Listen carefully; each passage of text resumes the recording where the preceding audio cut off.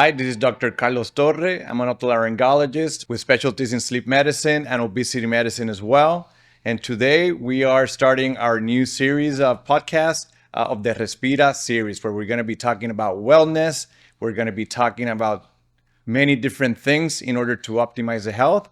And today we have, I'm here with Dr. Diego Rutenberg, who is my partner and collaborator in this journey in trying to bring wellness to our listeners and everybody that is interested in leading a better life.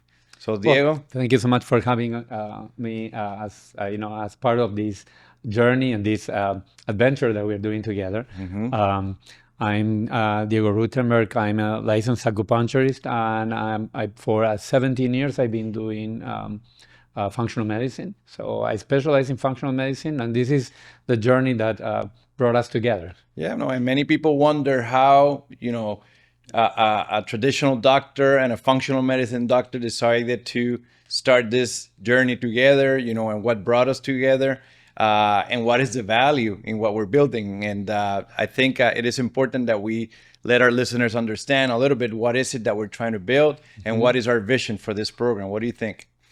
Well, what I think is that we are anticipating the future. In many cases, there are other practices and other models looking for this, but in a way, there are little gaps, there are holes in conventional medicine, and people with a vision like you are looking to fill in this gap and to promote health as it should be, a comprehensive and holistic view.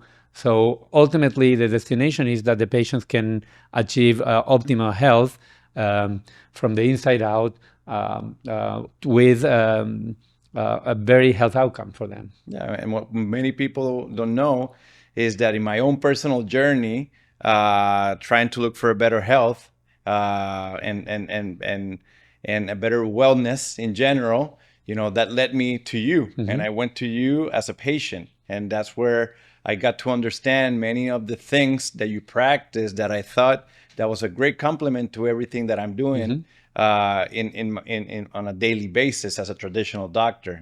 We obviously understand the limitations that there are in the current healthcare system, where many of the treatments that we offer, many of the things that we end up doing are dictated by external influences. And also that there's some limit in terms of how much we can offer the patient for them to achieve that goal of feeling great, feeling energized, feeling motivated, and feeling healthy. When we started talking about these ideas, we realized that there was something very good that we could create together.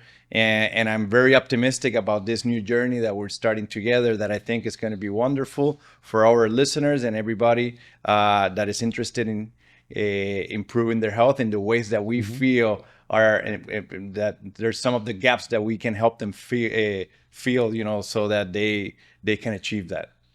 Absolutely.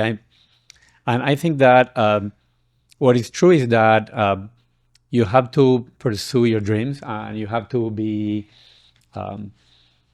take risks. And in a way, all of our journeys are about taking risks and do what you really like. In my case, the holistic path and the functional medicine practice fulfills my dreams. Absolutely. I wake up every day and I'm joyful and happy about what I do. And I recognize exactly the same in your practice when I see you at the office. It's a joy to see him literally flying, almost like going from one consultation room to the other and greeting people with such an emotion.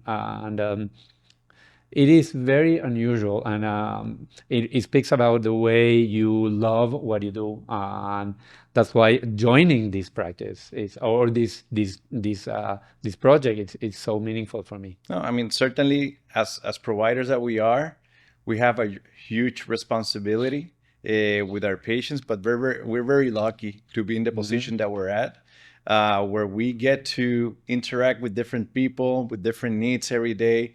And we have the ability to offer them everything that we have trained for so many years in order to help them feel better. And it's really, I feel that we're blessed to be in this position, but at the same time, like I mentioned at the beginning, it's a huge responsibility. And for that reason, I think that this kind of educational programs, are extremely important to take that responsibility to the next step, and help people really be able to have meaningful impact in people's life. Many times, I find myself in the position where I'm solving problems that could have been avoided. And to some degree, that's a little bit frustrating. That might happen for several reasons, right? It might be people's own personal decisions of not taking care of themselves, but it might also be, lack of education, lack of access to information, and through this type of programs, we really can take to the next step what we're doing to really have a meaningful impact on people's life. I mean, absolutely. So, having said that, why, where do you see the blend between, functional medicine and somebody like me as an ENT, an ear, nose, and throat doctor that also does a lot of sleep? In the functional medicine philosophy, which is a holistic practice, and it reflects probably other holistic approaches to health. I mean, you can see Oriental medicine or Ayurvedic medicine or many other ancient forms of medicines as the precursors for what I do. In the functional medicine view, we utilize technology, we utilize testing, we utilize modern diagnoses, but we see a patient as a whole. And in the conventional medicine model, you pretty much resolve a problem of a system, or respiratory system, ear, nose, and throat, or I work with urologists. You work on the urology field, and both systems can work in isolation, meaning that people go and see a functional medicine doctor, people go and see a specialist, but there is rarely the blend of both, and if the person needs a medication because it has an issue that it has to be solved quickly because the symptoms are bad, and that's when conventional medicine model comes in. I think the blend of both of the systems is an invaluable opportunity to create almost like the perfect scenario where a patient, or I'm talking about a community approach also, because it's not only one person. We can create a model where people really get a little bit of both systems under the same roof. Yeah. No, and for me, one of the things that I realize in my own practice of otolaryngology, I'm constantly dealing with very advanced treatments, surgery techniques, equipment, new technology. And many times, what has the greatest impact on patients is really the most simple things. I've been blessed that in my own practice, one of the main focuses has been sleep. And that has allowed me to see medicine in general and health in a very different way. Obviously, now that sleep has become a very important aspect of general wellness and everybody is more aware of it, we're paying more attention to it. But for the longest time, people really didn't pay attention to sleep or gave it the importance that it really has. And it's those simple things, those natural processes, in our own body, in our own physiology, that by optimizing them really can create a lot of change in people's life and improve health in a significant way. So, to some degree, being open to that, being open to what you do, where your approach is more of understanding the root cause of the problem and trying to set the right environment for people to be healthy, it's something that I feel that in most of the medical specialties, including mine, we're missing. And sometimes, that fragmentation is what affects, the current healthcare system. What you were mentioning before, you can go see the functional medicine doctor, you can go see the ENT, but rarely you have the opportunity to have the combination of both thinking together, to bring the best option for the patient.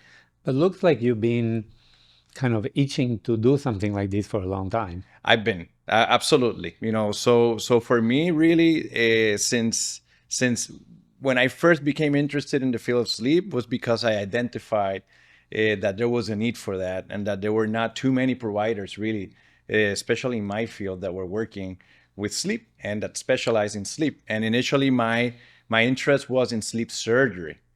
So when I did completed my training in sleep surgery, I still realized that there were some gaps that were missing from the clinical aspect of it. And that's why I decided to seek additional training also in the clinical part of sleep, in sleep medicine. I had the opportunity to train under one of the greatest minds, some of the greatest minds in the field of sleep, Dr. William Dement, who is considered the founder of sleep, as well as Dr. Guilleminot, who was one of the person that discovered what sleep apnea is.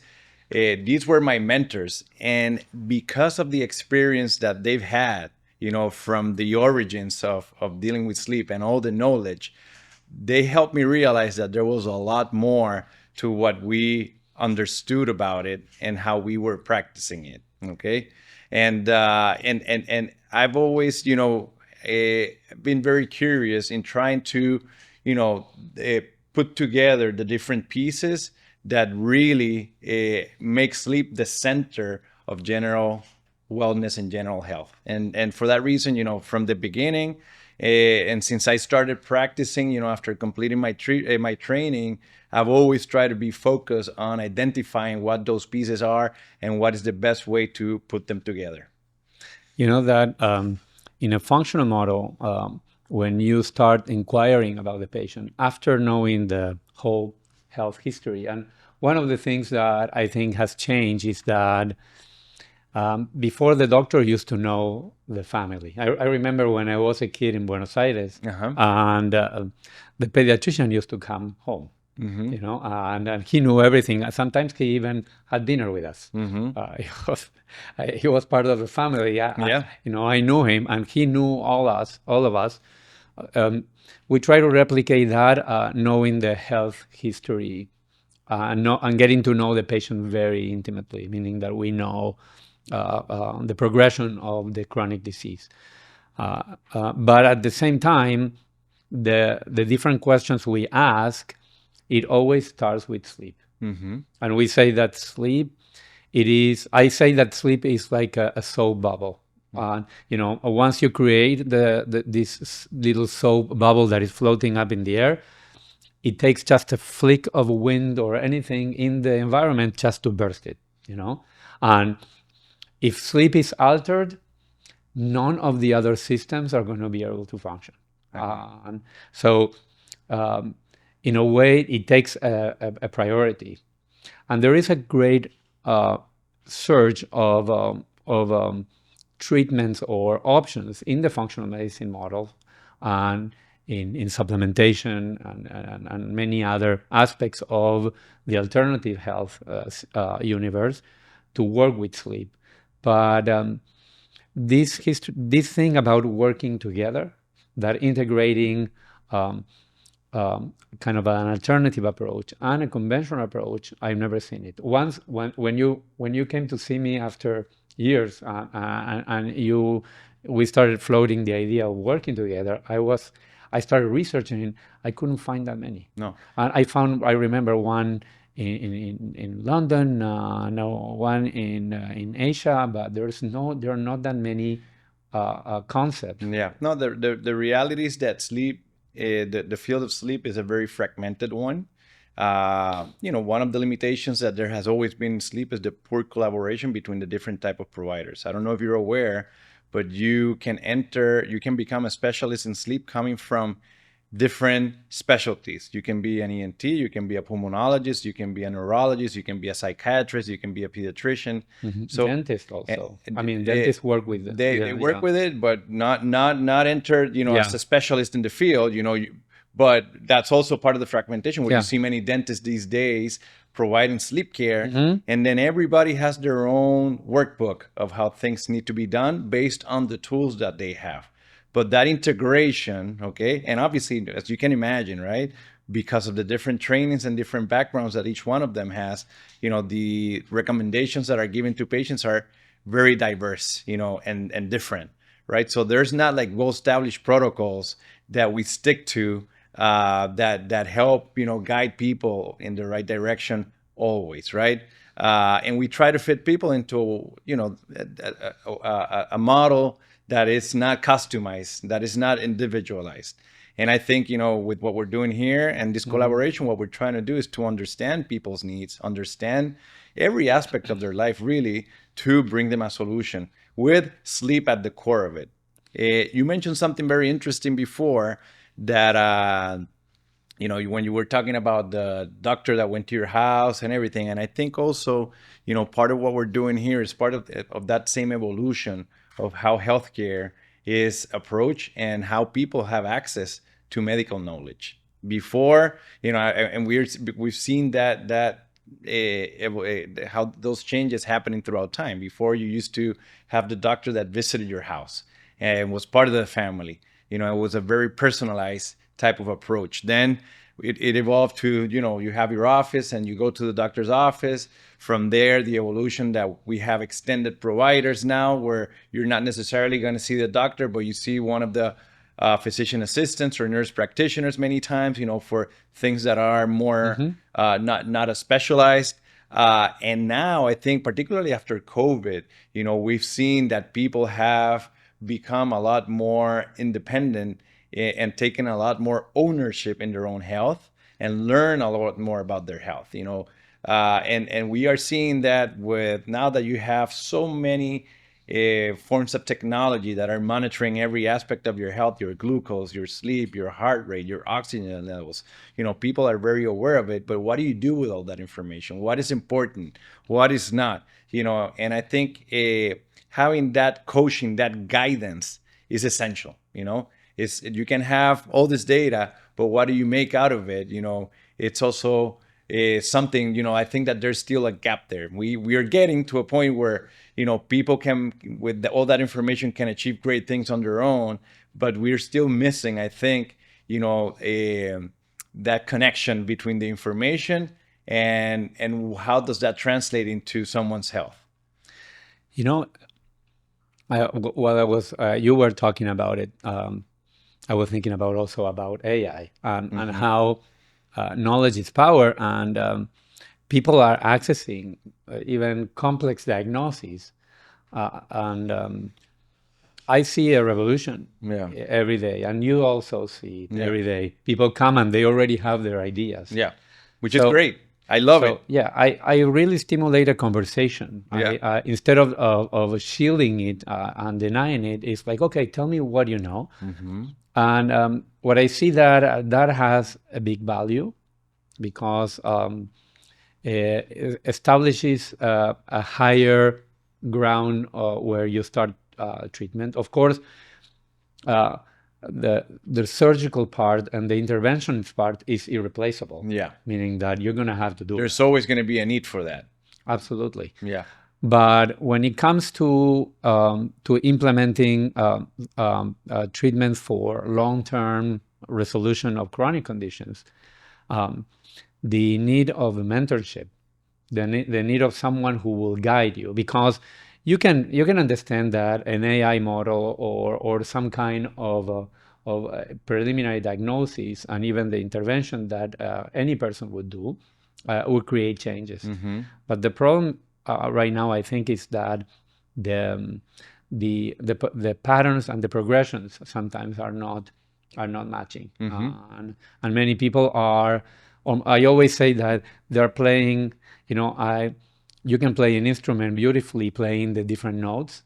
Many people play all the notes at the same time. Yeah. It's almost like they try to implement everything at the same time. Exactly.